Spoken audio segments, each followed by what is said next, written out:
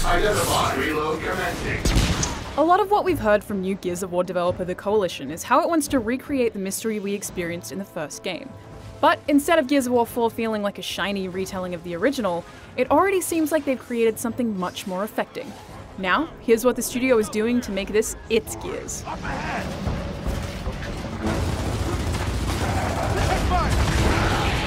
Before taking on the Swarm, JD Phoenix, Kate and Del first fight a threat in their own backyard, the Cog. With humanity and Sarah in ruin, people are collected largely in one city. Dangerous tasks are instead handled by robots called DBs. After colonies are attacked by an unknown enemy, Cog leader First Minister Jin sends the DBs to investigate, with their weapons, of course. Unlike what we've seen from previous Gears enemies, the DBs have somewhat silly personalities since their protocols were originally formatted for simple safety and construction roles. Personality aside, they are formidable foes. Trackers will roll up behind you and explode, but if you're quick, you can kick it into its allies. The DR-1 is one of the bigger DBs, and when it takes enough damage, it'll charge and try to explode around your team. I like how destroying DBs adds another offensive strategy. Part of the reason the new cast works so well is both its ties back to and difference from Delta Squad. JD, Kate, and Del grew up in a time of peace, so when real danger presents itself, they sometimes have to lean on more experienced warriors. Warriors like JD's dad, Marcus Phoenix. I never knew I needed to know what a civilian Marcus Phoenix was like until I saw him. Shortly after our reunion, we had to take shelter in Marcus's greenhouse. Yeah, Marcus has a greenhouse filled with rows of tomatoes and flowers. Shit, they're gonna mess up my fucking tomatoes!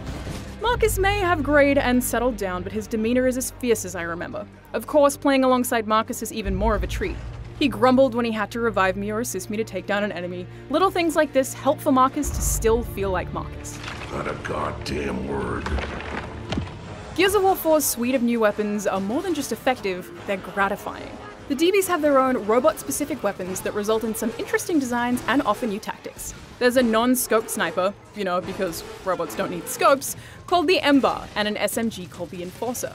The Overkill, however, was my favorite of the new weapons. The Overkill is a shotgun that fires once upon pulling the trigger, and again when you let go. With this, you can fire a barrage of shots, or hold your second shot to take out another enemy. I often chose the latter, and was rewarded with a more focused spread that packed a ton of damage.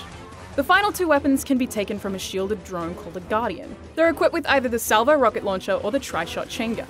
Instead of overheating and immediately shutting down like the Troika, the Tri-Shot slows its rate of fire as it overheats so that it's more of a gradual stop. All these new weapons fit well in the campaign, but it was almost more fun to find and slay with them in multiplayer.